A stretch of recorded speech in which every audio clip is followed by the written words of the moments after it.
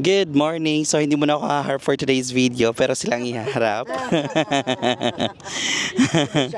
So we are here at Hayang Gabon Port because we are... Is this Clubber or... Hayang Gabon Clubber. Parang hindi Clubber, parang iba yung nabasa ko. Clubber. Okay, so sa Clubber daw to. So bale, doon pa sa far away yung papuntang Surigao City. And we're just waiting for the bangka. Kinontrata na lang namin yung bangka here. We're supposed to ride that regular thing there. Ayan. Ano ba tawag dyan? Basta yan. So 400 yung rate dyan. Sa kinontrata namin, it's 500. Balikan, 1,000. We will have a chance to visit some, ano ba yung mga island something. So, ito yung bangka na gagamitin. Aray! Yan, pinaprepare na nila. Let's go.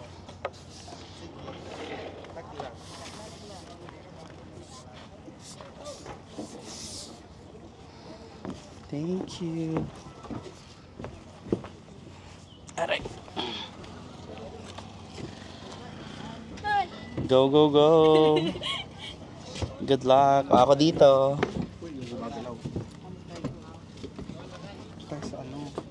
Ito, fresh from the farm, Alice Guo.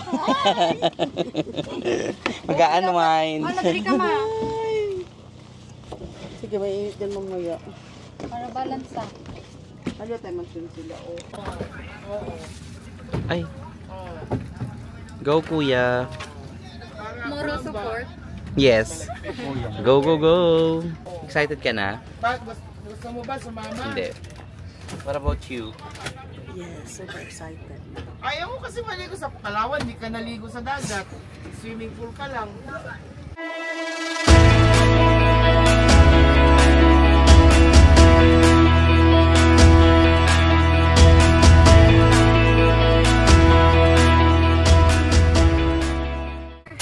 I don't know. Pero ako maliligo ako dito.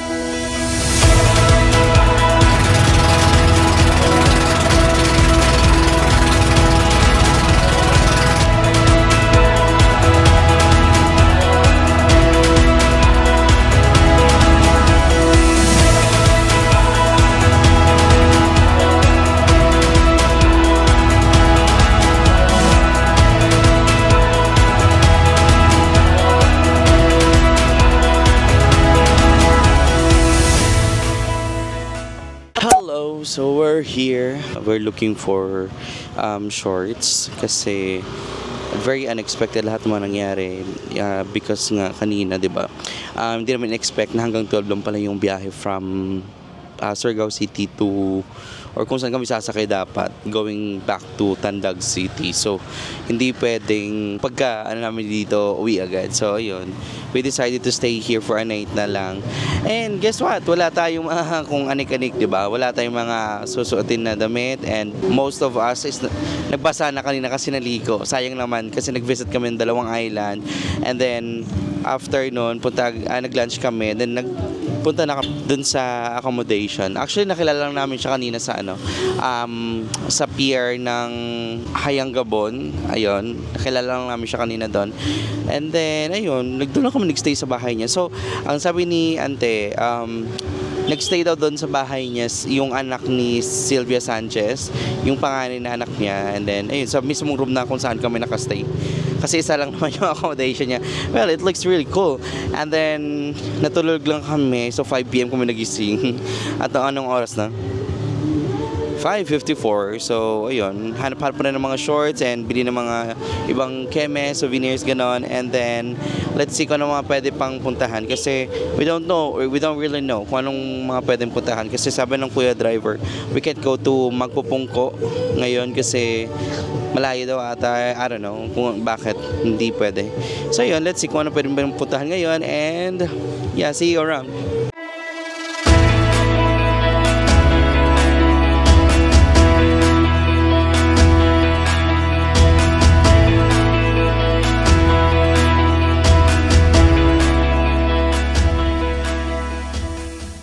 We're here sa loob ng Ukayan. So, 150 mga shorts. Ganda. More on 100, 150. May 2-piece.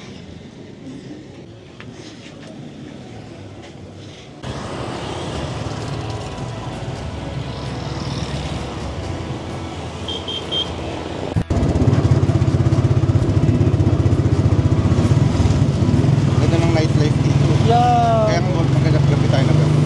Kaya pala maraming ayaw na umuwi. Dami foreigner.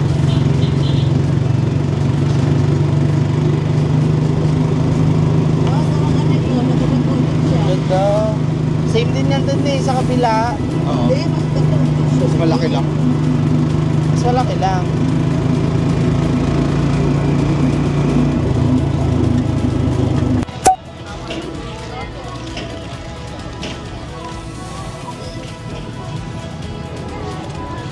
We're here at the Afam Bridge.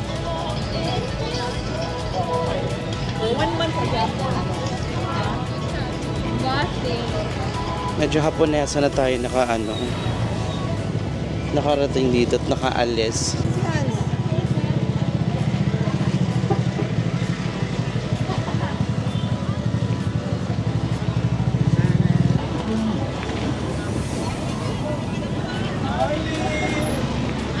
Ayun si Barbie.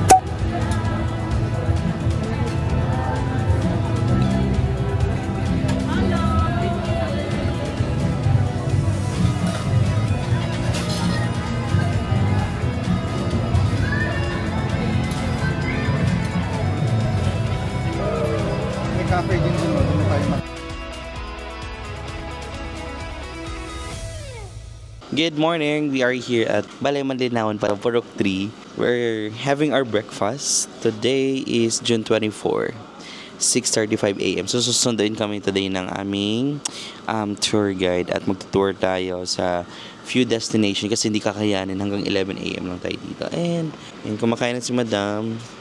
Kasi gutom na talaga si Mother Earth. Gutom na daw siya. Kasi gulay lang kagabi kinain. Sino kasi nag-utos? Ang kabuli. Yan. Ayan, ngayon nagutom. Tapos ito, Ipit na. corn beef silog. Ito ay tosilog. Sino? Corn beef log. Sinulog. Ayan. Kain.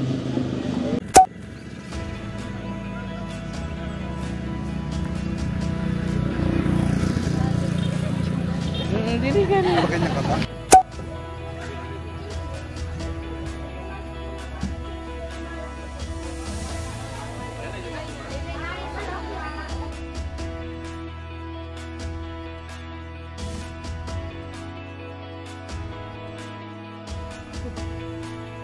Bibi phone. Sige ka nang muling ko doon. Lali dito, bahala na.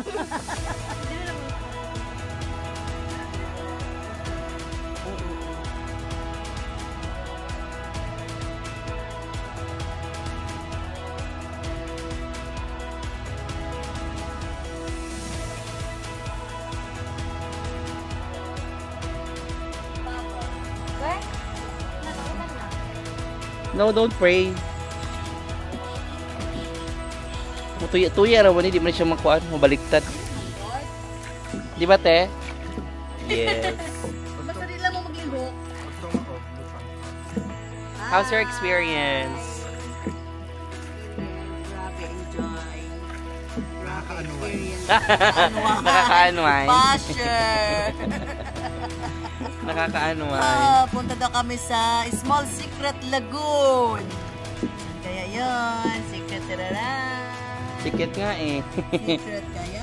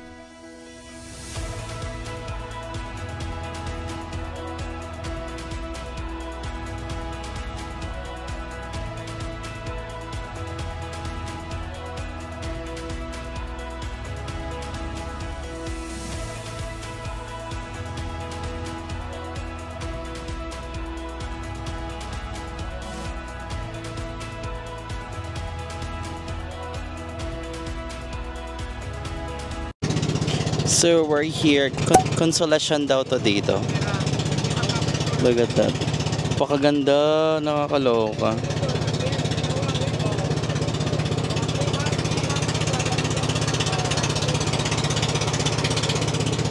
Galing. Look at that. Tapos ayun sila lahat sa likod. Napakaganda dito. Super. Wow. Super amazing. Ayun. Ang saya. Nakakatuwa. Ayan, sila mother. Tsaka may mga kasama kami ibang peoples. Ayan.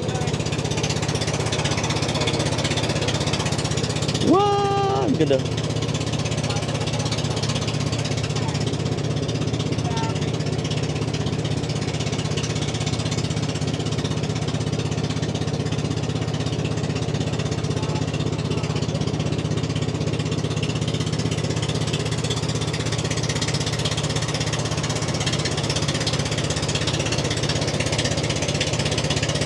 So we're already here at the tuk-tuk. Ayun, hindi na kami sumabay sa kanila sa van kasi nag-offer yung kasamahan namin sa bangka mag-take ng van.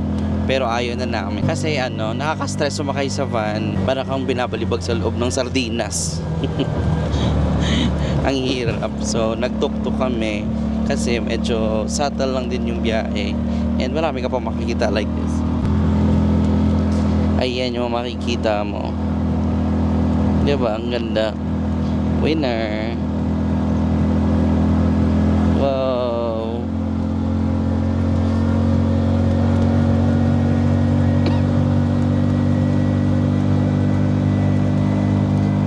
And then, ayun, kinontrata na lang namin si kuyang driver.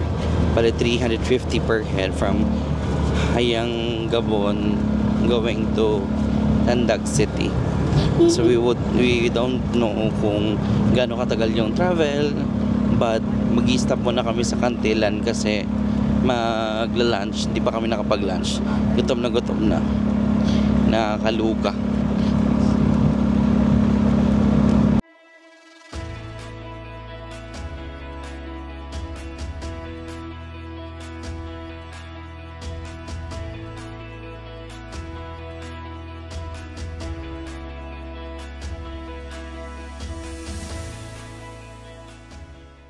There, today is June 25, 10:39 a.m. So kagigising lang namin and we just had our breakfast sa Jollibee.